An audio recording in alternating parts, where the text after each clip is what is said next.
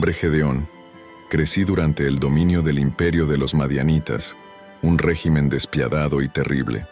Mi pueblo sufría bajo su férreo control, construyendo escondites para sobrevivir a los ataques de los madianitas, quienes saqueaban nuestras tierras y dejaban al pueblo sin alimentos ni ganado. ¿Quieres saber más sobre mi historia plasmada en la Biblia? Antes, recuerda suscribirte a Secretos Revelados si te interesan los secretos más profundos de nuestra historia antigua. También activa la campanita de notificaciones para que no te pierdas de nuestro contenido en el futuro. Vamos a comenzar.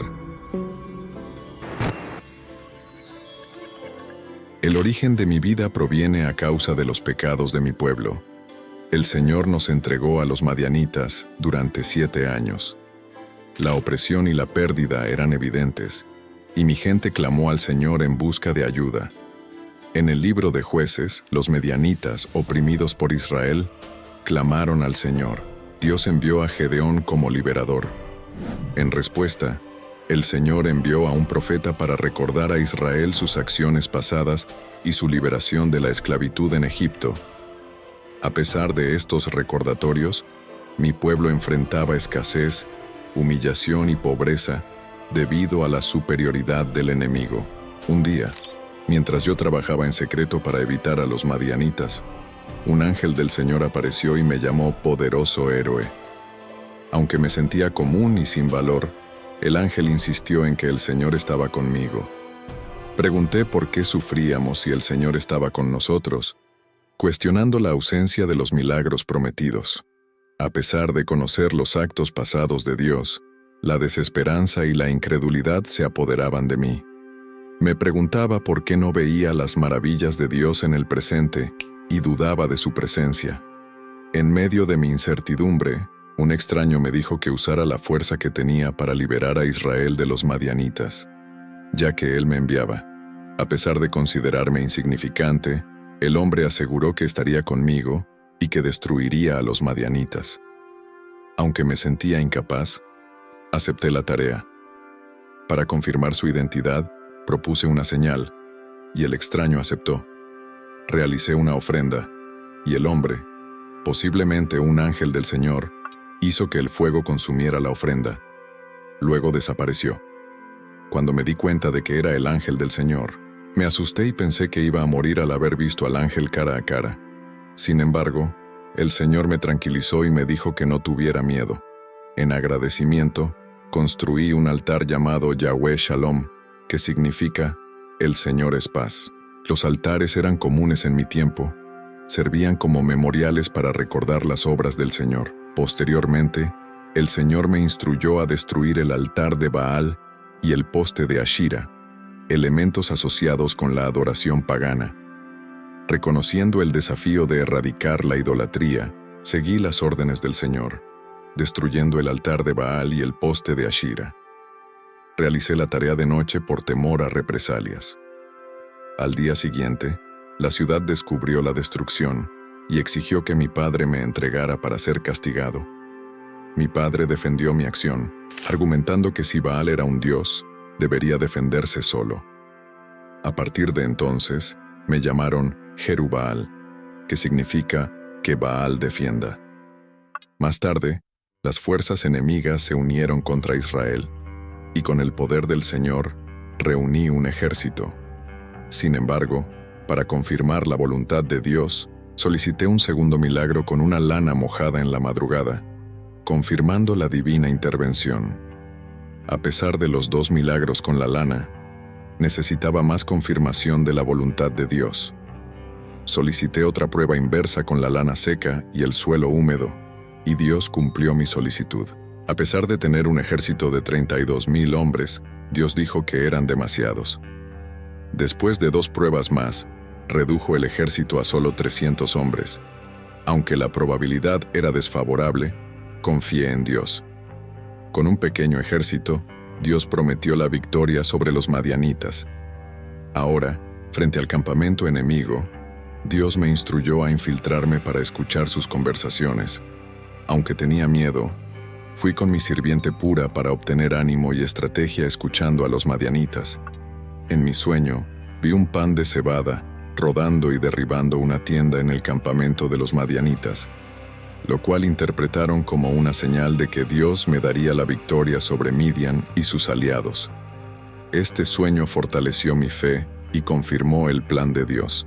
Al escuchar la interpretación, adoré al Señor.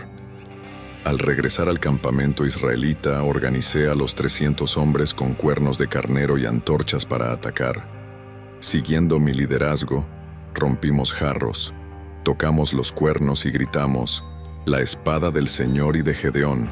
El caos resultante entre los madianitas provocó la huida de algunos y la lucha interna entre ellos. La estrategia de ataque sorpresa, junto con el ruido y la confusión, llevó a la victoria inicial en la batalla contra Midian. En la batalla, mientras las plumas de la medianoche se enfrentaban, convoqué a los guerreros de Naftalí, Aser y Manasés, quienes se unieron para perseguir al ejército de Madián. Además, envié mensajeros por toda la región montañosa de Efraín, instándoles a descender y atacar a los madianitas, cortándoles el paso en los vados poco profundos del río Jordán en Bet-Bará. Así, todos los hombres de Efraín siguieron mis instrucciones. Capturaron a los 2 comandantes madianitas, Oreb y Seb, y los ejecutaron, continuando la persecución de los madianitas. Posteriormente, los habitantes de Efraín me cuestionaron, preguntando por qué los traté de esa manera y por qué no los llamé cuando salí por primera vez a enfrentar a los madianitas.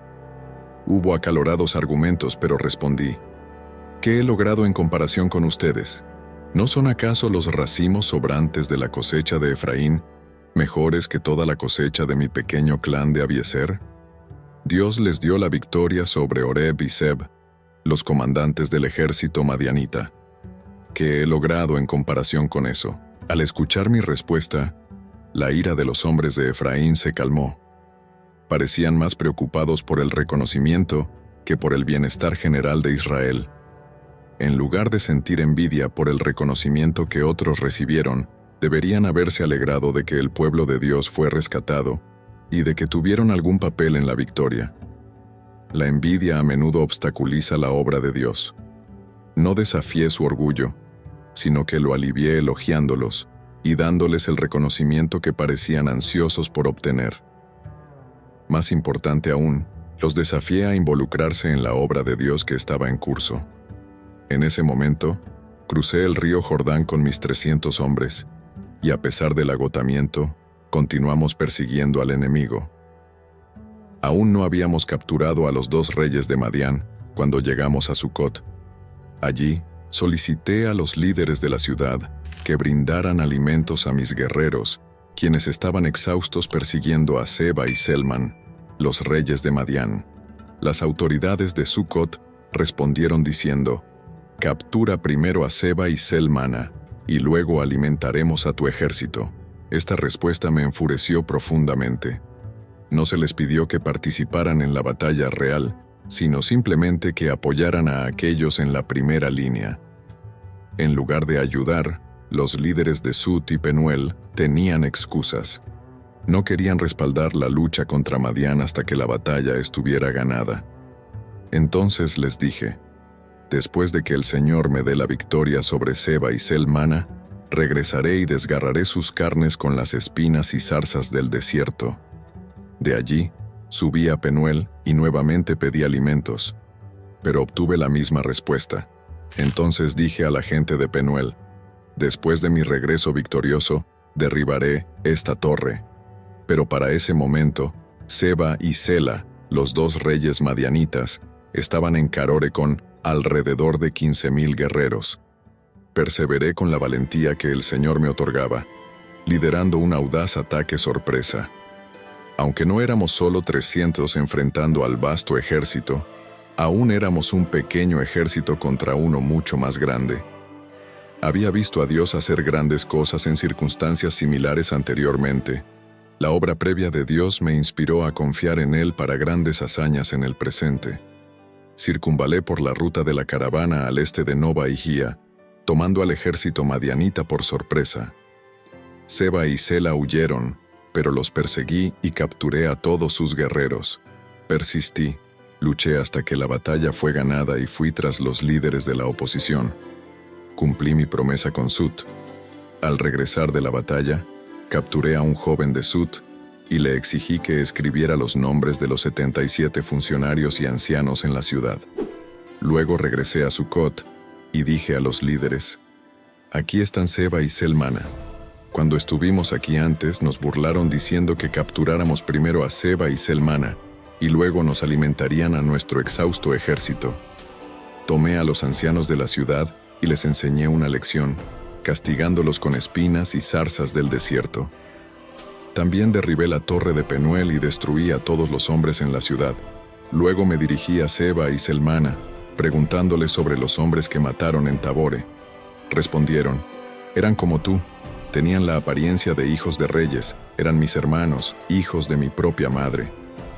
Exclamé: tan cierto como vive el Señor, no los habría matado si no los hubieran matado a ellos.